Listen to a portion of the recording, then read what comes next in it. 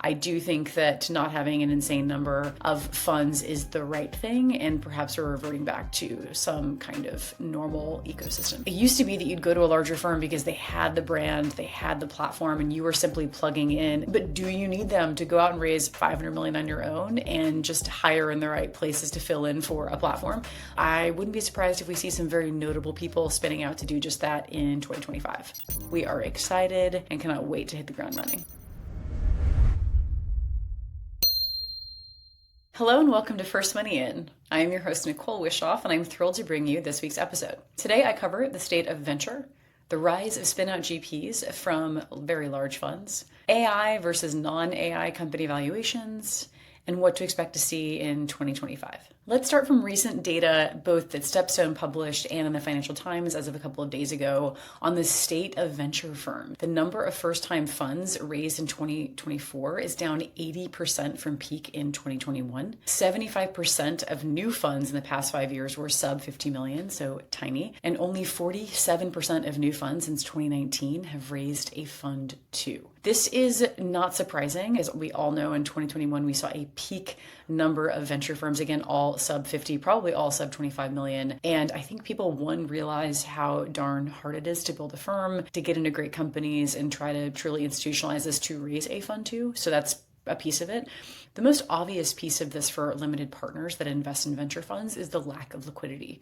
We have seen very few IPOs over the last few years, and we have also not seen a lot of M&A taking place. So again, LPs don't have a lot of fresh cash to spend, and therefore are pulling back from certain assets like venture capital. Ideally, we start to see this change, the IPO market coming back in 2025, so more to see there, though I do think that not having an insane number of funds is the right thing, and perhaps we're reverting back to some kind of normal ecosystem, if you will. GPs leaving large funds and maybe medium-sized funds. So this has always been the case. There are what we call spinouts, or I guess LPs call them that, where if you're a GP at a fund and you decide to leave to start your own fund, you are a spinout. Traditionally, LPs have found it a little bit more comfortable to invest in maybe known partners that they've heard of and to underwrite them given their track record at larger funds. I think a few things are unclear. One, were they fired? And two, were they actually good, or can they get credit for a lot of those companies that they said that they invested in? Who knows? What's more interesting to me now is that folks are not only leaving funds, but they're leaving funds like Sequoia, which I don't know that we see that much of, and they seem to have notable brands on their own. So this is, I feel like, an interesting tide that's changing. There's never been a better time to build a personal brand online. It used to be that you'd go to a larger firm because they had the brand, they had the platform, and you were simply plugging in and able to sort of carry that with you in terms of winning deals, having the right to even see the deals, and also concentrating more capital into those companies. Now, there are some notable folks that are using X/Twitter all of the time, really close friends with Elon, have clearly had a few large early exits and big wins, are also founder operators that have built their own great companies. Platforms are commoditized. It's pretty easy to say, hey, we have an operating partner for that, from go-to-market to hiring, you name it. Tons of funds have done this. What is harder is having that distribution. But why need Sequoia? Why need a notable, which by the way, great firm, everyone knows that, but do you need them to go out and raise 500 million on your own and just hire in the right places to fill in for a platform? Who knows? But I wouldn't be surprised if we see some very notable people spinning out to do just that in 2025. Let's transition to early stage valuations in 2024. There's obviously a lot of conversation around AI companies having higher valuations, and it is true. So Carta came out with some data, which we'll show here, on startup valuations for AI versus non-AI companies. At seed stage for non-AI, think of the 25th percentile, again in 2024, a non-AI post-money valuation was 10 million, and an AI post-money valuation, again 25th percentile, is 13 million.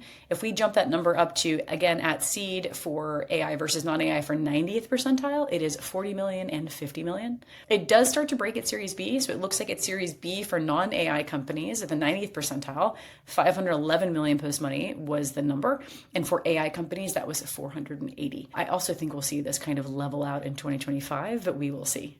Let's jump to round sizes. So how much money are people actually raising per round? And how does this vary between 2024 and 2021, which was obviously peak of the market? The only case where it was higher in 24 was actually the 95th percentile for seed rounds. So in 2021, the average round size for seed was 9.6 million for the 95th percentile. And in 2024, that number was 12. Everywhere else, it's lower. So Series A, it was $40 million round size in 2021. And then that's $36 million round size for Series A in 24. And we're seeing that across the board. So super interesting, but not surprising, as 2021 was indeed crazy.